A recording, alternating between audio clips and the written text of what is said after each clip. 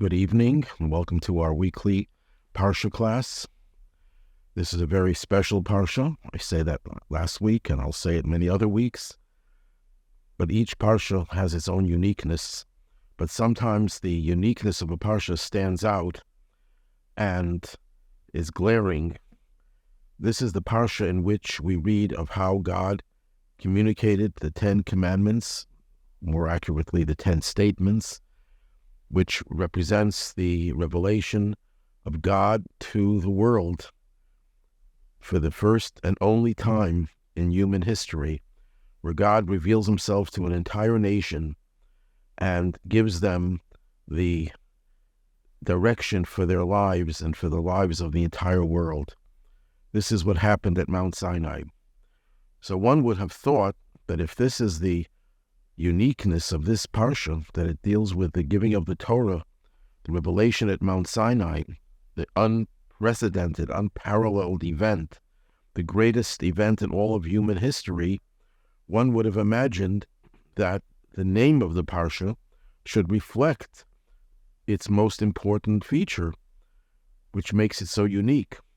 So the Parsha would be named Parshas Matan Torah, the Parsha, the section of the giving of the Torah, or the receiving of the Torah, or even naming it after Moses, through whom God gave the Torah. As we say, it's a verse in the book of Deuteronomy, Moshe, Tziva Torah, Tziva Lanu Moshe. The Torah was commanded to us by Moses, or as it says in the prophets, Zichru Torahs Moshe Avdi, remember the Torah of my servant Moses. So either the Parsha should have been named after the giving of the Torah, the receiving of the Torah, the revelation of God, Mount Sinai, or by the person through whom God gave the Torah, namely Moses. Yet, what is the Parsha called? Yisro, or Jethro, named after Moses' father-in-law, a pagan, the Kohen Midian, the priest of Midian, who was an idolater. True, he rejected his idolatry and he came to join the Jewish people. But why would we name such an important Parsha after this individual, as good as he might have been? Not only that, the Zohar says there's a dispute when Israel came. Did he come before the Torah was given, or did he come afterwards? The opinion that says that he came before maintains that God was waiting for him to come before he would give the Torah. If Yisro would not be there, God says, then I'm not giving the Torah. Why is Yisro such a central figure in the whole saga of the Jewish people becoming a nation through the exodus from Egypt, the splitting of the sea, and ultimately leading to the revelation at Mount Sinai? Why is he so significant and so central to this whole story? The word Yisro has meaning. Yisro is related to another word, biblical word, Yisron. This is a verse in King Solomon's Ecclesiastes, where he says, I see that just like there is an advantage for light over darkness, Yisron, Ha'or, Minachosh, light over darkness, there's an advantage, so too there's an advantage to wisdom over foolishness. In other words, Yisro is related to a word that means an advantage, an increase, something that is, in a sense, more than what you experienced, what you expected, a profitable experience. Yisro is a person who brought a profitable measure of light to the Jewish people and to the world, precisely because Yisro was originally an idolater. And as our sages tell us, it's not just that he worshipped an idol, he worshipped every idol. He went through every pagan cult and followed it and practiced what they believed in, and he rejected them all until finally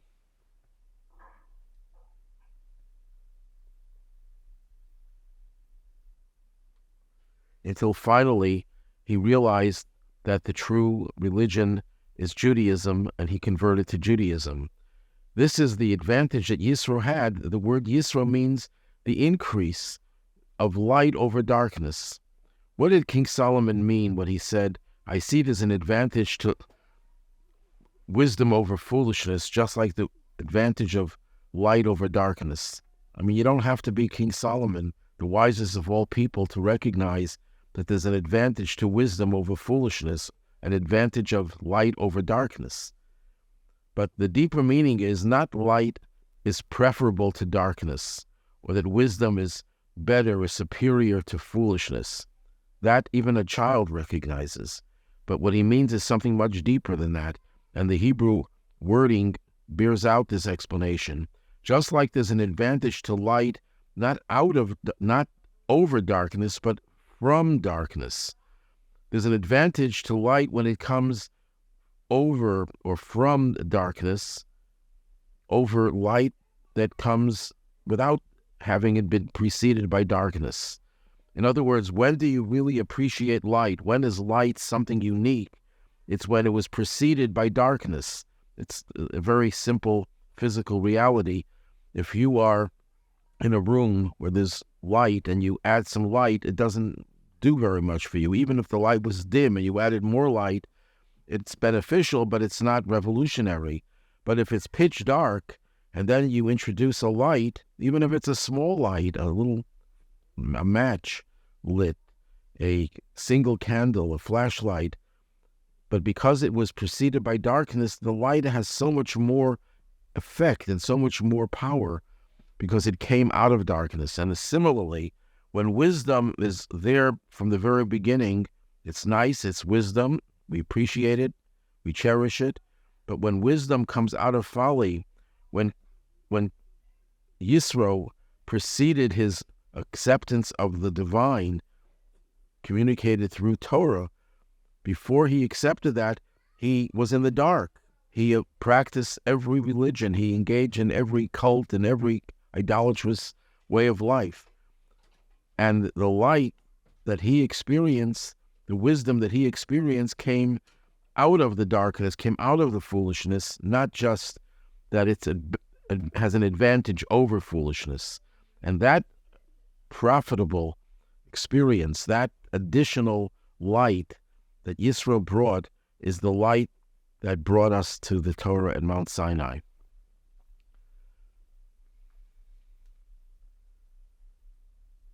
Just another insight related to this and related to Jethro.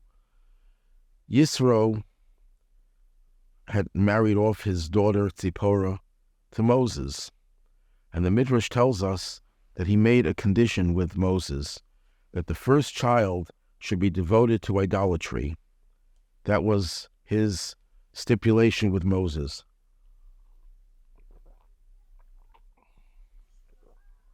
In other words, he only allowed Moses to marry his daughter if he would devote his first child to idol worship, which is very strange, puzzling. Number one, how could Jethro, who had recognized the truth of one God, and that's the reason it says that the daughters of Jethro were being chased by the shepherds, because he abandoned their pagan gods, and they were very upset at him. So he recognizes that these pagan gods are folly, are foolishness, are nonsense. And yet he wanted that his own first grandchild be devoted to idolatry. Very strange. But what's more strange than that, how could Moses agree to it?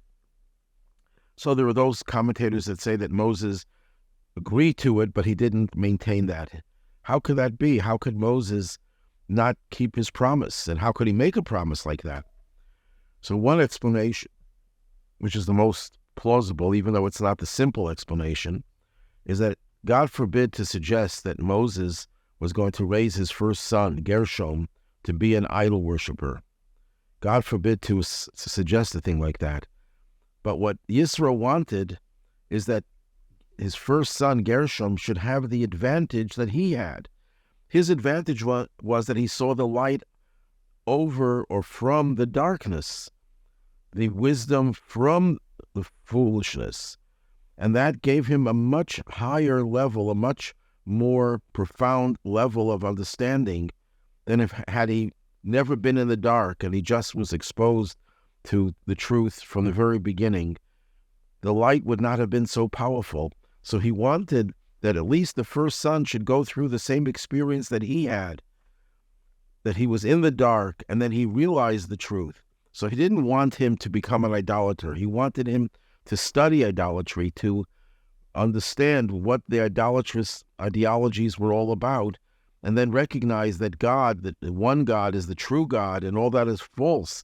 That would give him a superior understanding of godliness, the way it's introduced through Torah, through Judaism, because he was in the dark, or he was experiencing the darkness before he came to the light. But even that was not considered to be the right thing. Moses suffered as a result, that Moses had a grandson who became an actual priest for idolatry, as recorded later on in the book of Shoftim, the book of Judges, because Yisro was born that way. He was born into an idolatrous culture, and he had to go through many, many stages, questioning, arguing, debating, reflecting on all of these ideologies, recognizing each one was false, until he recognized the ultimate truth. He had no other choice. He grew up in that. But when you raise a child, contrary to those who say that, you know what, I don't want to impose my religion on my child. I'll expose my child to everything, and when they reach a certain age, I'll let them explore Judaism, and I hope that they choose Judaism. No, you can't allow the child to be exposed to darkness, even though you're hoping that they'll see the light coming out of the darkness, which is a superior light. That's not the way we educate our children. If someone grew up in that atmosphere and they recognize the truth, more power to them. Those are people we look up to.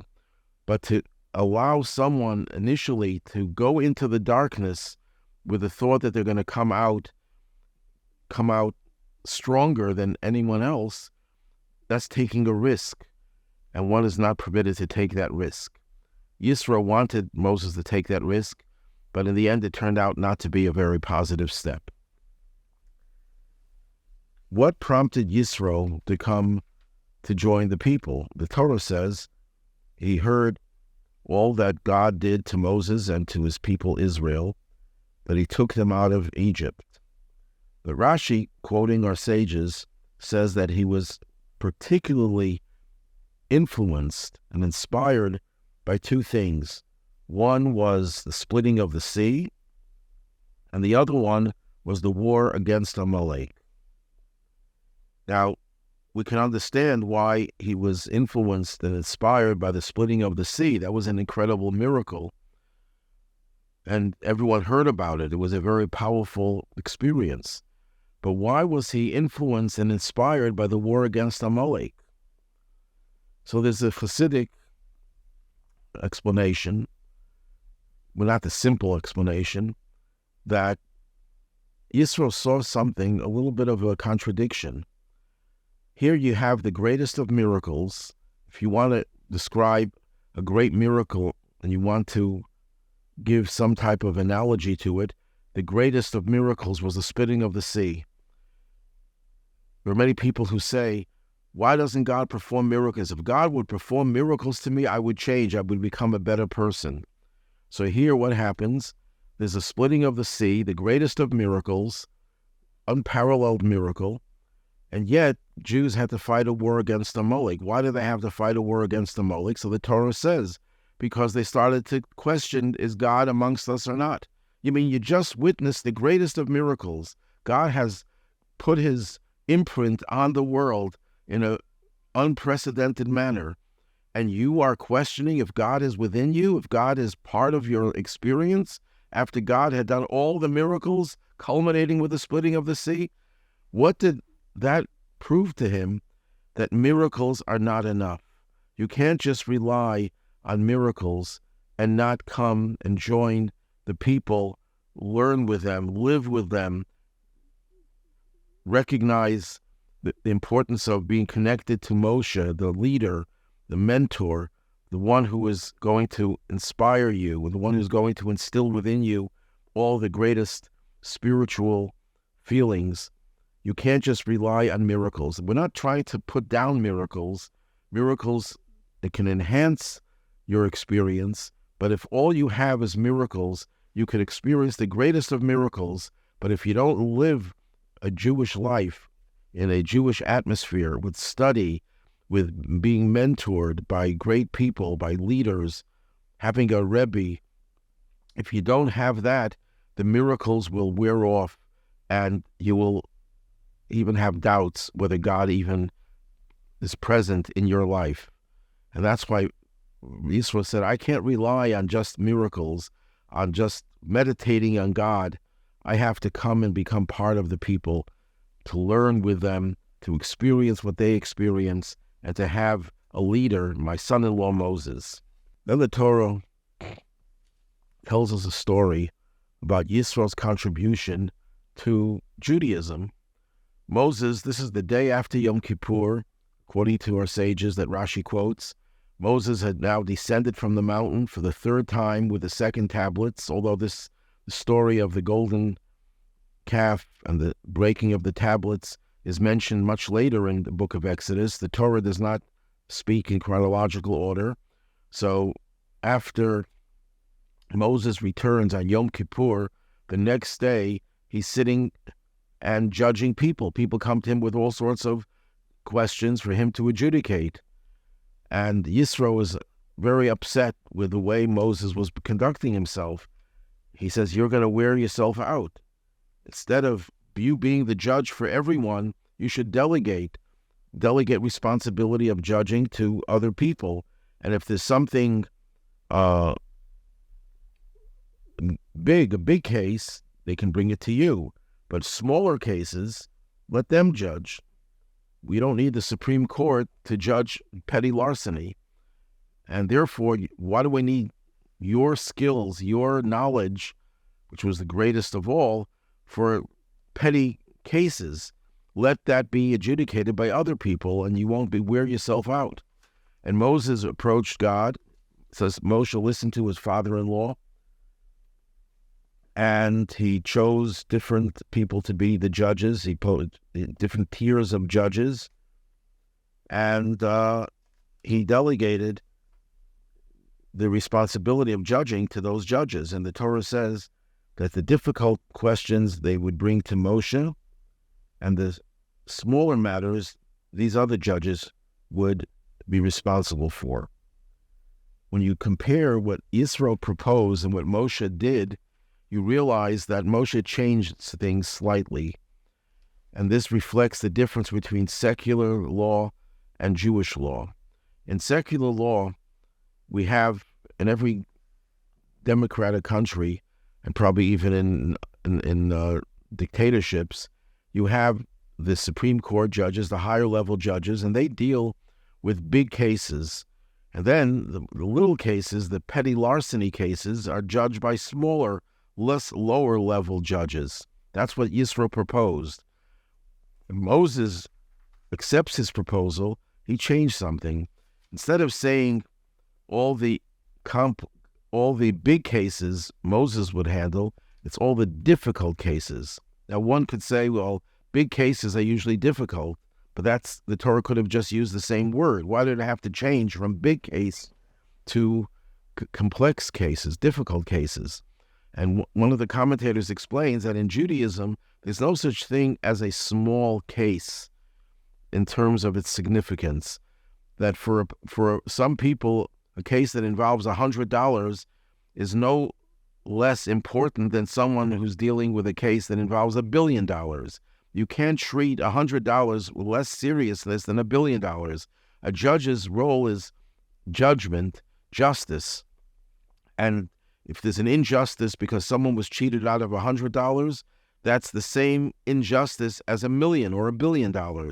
So it doesn't go by big case or small case. It goes by difficult case to a small case, which means that if the case is very complex, it may involve a small amount of money, but it's a complex case, the average judge doesn't know how to deal with that. You need someone who's much more sophisticated, like Moses.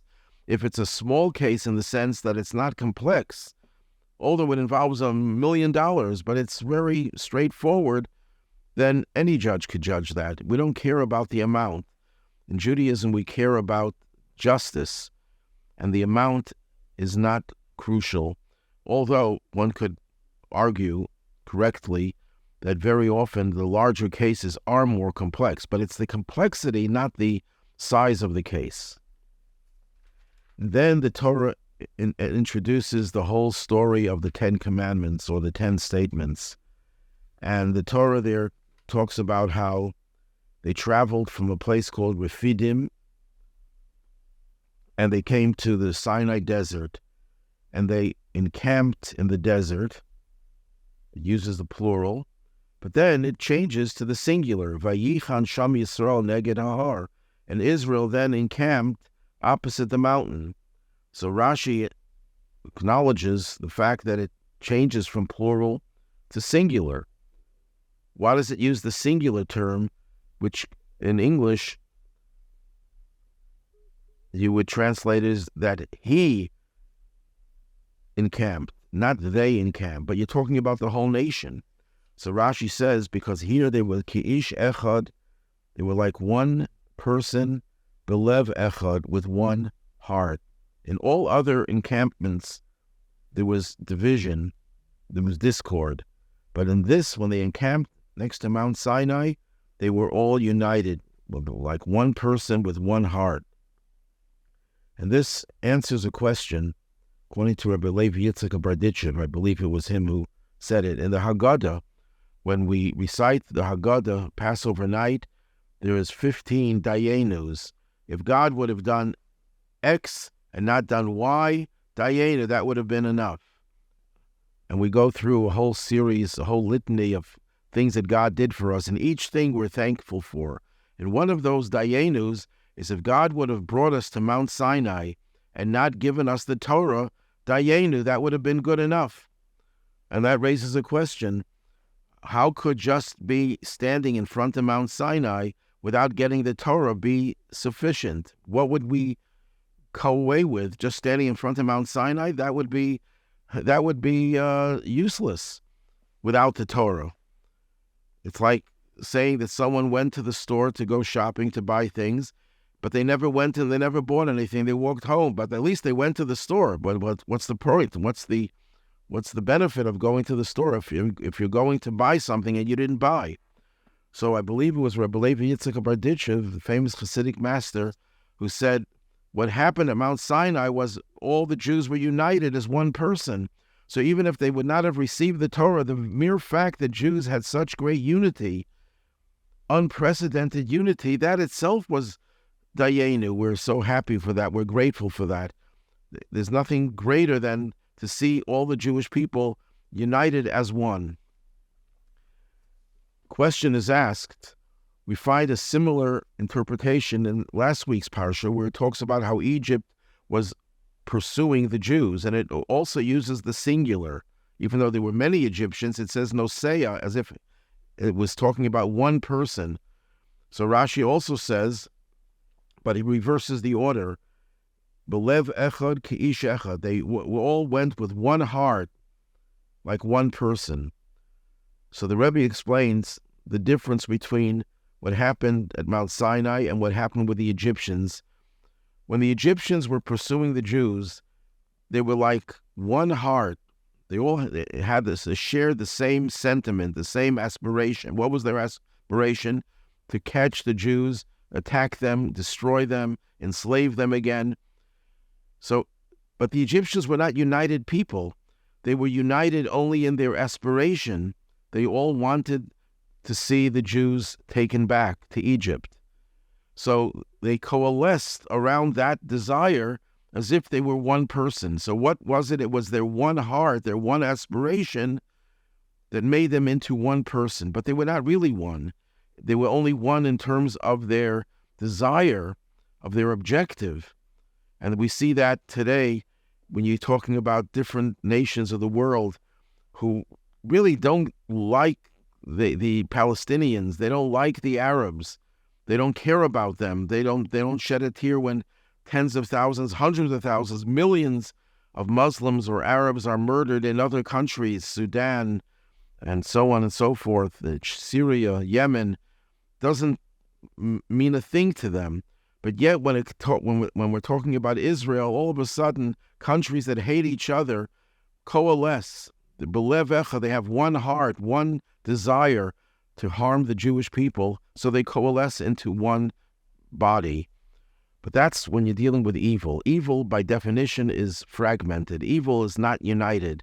Evil cannot be united because what is evil? Evil is the absence of divine unity, of the divine. The only thing that's really one and unified is God.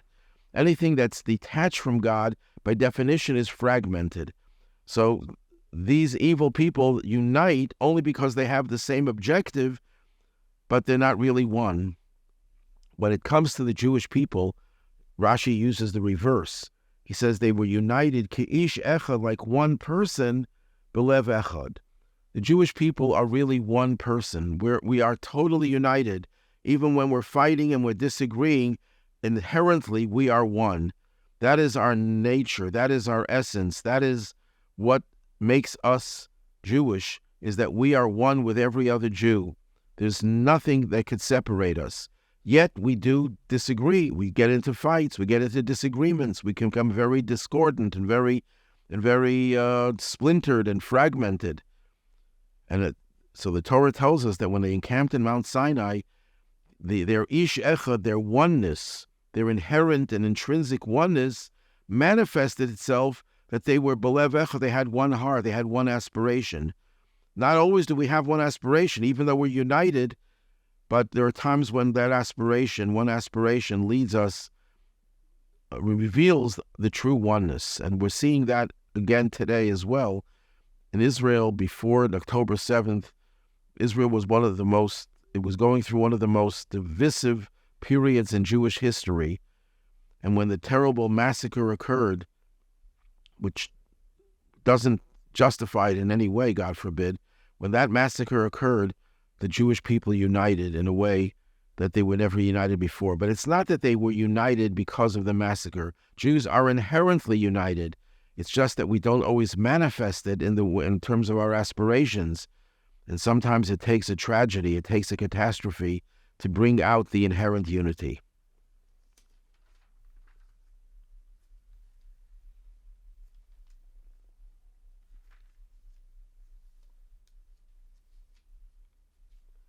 Then the Torah goes on to describe what happened in the days leading up to the giving of the Torah, how Moses communicates with God. God gives them instructions for the people that they should prepare themselves for the giving of the Torah.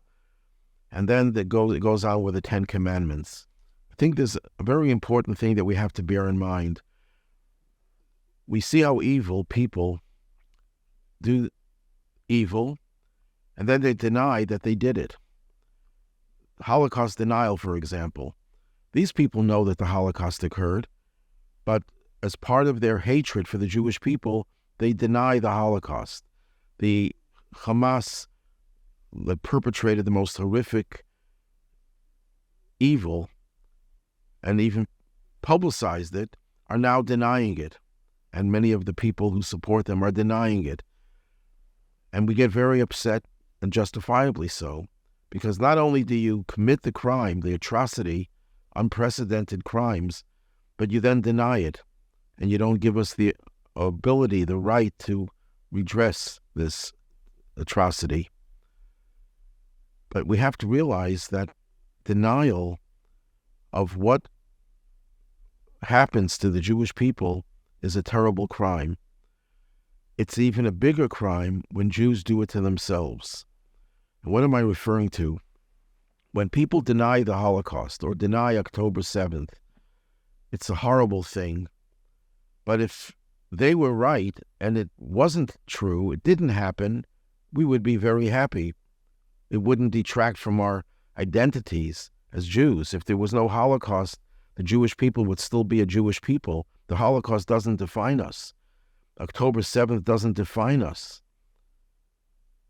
But there are things that Jews deny that if their denial would be true and these things didn't happen, then we have no legitimization. We don't have any justification to call ourselves Jews. When a Jew denies the giving of the Torah at Mount Sinai, as many Jews who call themselves secular have done in the last 250 or so years, denying the historical veracity of the giving of the Torah at Mount Sinai, what they're doing is denying Judaism, denying the Jewish people. There is no such thing as a Jewish people without Judaism, and there's no Judaism without the revelation at Mount Sinai. So it's very important that we inspire one another to realize that the most important event in human history, an event that will never be repeated again, even when Mashiach comes, God is not going to give us another revelation at Mount Sinai, but he's going to make that revelation something palpable. Not only will we not deny it, we won't be capable of denying it, it'll become part of our experience in a very indelible way. So that experience of the giving of the Torah at Mount Sinai, we have to constantly reinforce. And interestingly, there are 6 things that a Jew is required to remember every day. They include the Exodus from Egypt. They include the Shabbos. Every day we're supposed to remember the Shabbos. It includes remembering what Amalek did to us. But we're also supposed to remember the giving of the Torah every single day, because without the giving of the Torah, nothing else in our lives has any relevance or any meaning. And that's why when we read the Torah, this is what the reading of the Torah is all about, reinforcing the belief and the awareness of this major cataclysmic event where God reveals himself on Mount Sinai to all of the Jewish people. Because this is such an important Torah reading, there's a custom in many synagogues where we stand for the reading of the Ten Commandments. Maimonides was not in favor of that, because Maimonides said, quoting the Talmud, they wanted to institute reading the Ten Commandments every day, and they said, no, you can't do that, because there are heretics who'll say that's the only part of Judaism that's relevant, 10 Commandments. The rest of the Torah is meaningless. So he extended that to also mean that you shouldn't treat the 10 Commandments with more reverence than any other part of the Torah, because it's all God's Torah. So even though the 10 Commandments were a set of commandments and statements that were given at Mount Sinai, they are not more important than all the other commandments. So there are some synagogues that follow Maimonides and do not stand for the 10 Commandments. Now, people could be standing, but you don't have to make a point of getting up. In other communities, the custom is to stand up for the 10 Commandments. So they tell a comical story of a new rabbi comes to town, and they come to the 10 Commandments reading, and half of the crowd gets up, and the other half starts shouting at them, sit down, we're not supposed to stand. And the ones who are standing are shouting back at the ones who are sitting, no, you have to stand for the 10 Commandments. The 10 Commandments are special. And there's shouting matches from one side of the shul to the other side. People are getting very, very vocal, and it's almost becoming violent. So the new rabbi in town was shocked by this division. So he decided he's going to ask the rabbi emeritus, the rabbi who retired, who was in his late 90s, and he couldn't come to shul. So he visits the rabbi the next day, and he says to the rabbi, you know what? I wanted to know what the custom was in the olden days when you were rabbi and when you were young. The people stand up? Will the people stand up? He said, no. Oh, everyone sits down? No. So what happens? Because what happened now in the shul is half of the people were standing, half were sitting, and they're shouting at each other, and there's chaos. So the rabbi said, that is the custom that we had as well. That half of the shul would get up, half would sit, and there'd be chaos. This is an example of how Jews, even though they're a united people, they sometimes get into arguments about different matters. But we have to realize that even when we disagree, The disagreement is only an external thing. Essentially, inherently, we all are one, and we all believe in the Torah. We all believe that God gave us the Torah at Mount Sinai, and we all believe in God, of course, and we also all believe in Mashiach. Just one other point about the Ten Commandments. Really, as I mentioned before, the Torah never uses the word 10 commandments because there are about 14 commandments in these 10 statements. Torah uses the term and describes this body of commandments as Aseret HaDvarim, the 10 words or 10 statements, 10 declarations. So you have 10 statements, 5 and 5. Why 5 and 5? Moses came down with 2 tablets, the first 5 on one tablet and the other 5 on the other tablet. So the way it's understood by commentators is the first 5 are commandments between man and God. I am the Lord your God who took you out of the land of Egypt. Don't have any other gods. Don't take God's name in vain. Remember the Shabbos and keep it holy. But then the next commandment, the 5th, is honor your father and mother. Now that sounds like a commandment between one human being and another. And the next second set of the second tablet had all 5 were between man and man. Don't commit murder, don't commit adultery, don't commit theft, don't bear false witness, and don't covet. So those are all bein adam l'chaveru, between one person and another. And the first tablet is supposed to be bein adam l'malka, between a person and God. And yet the 5th one is honoring your father and mother. So the commentaries answer that the 5th commandment is the bridge between the 2 tablets, because there are 2 reasons why we honor our parents.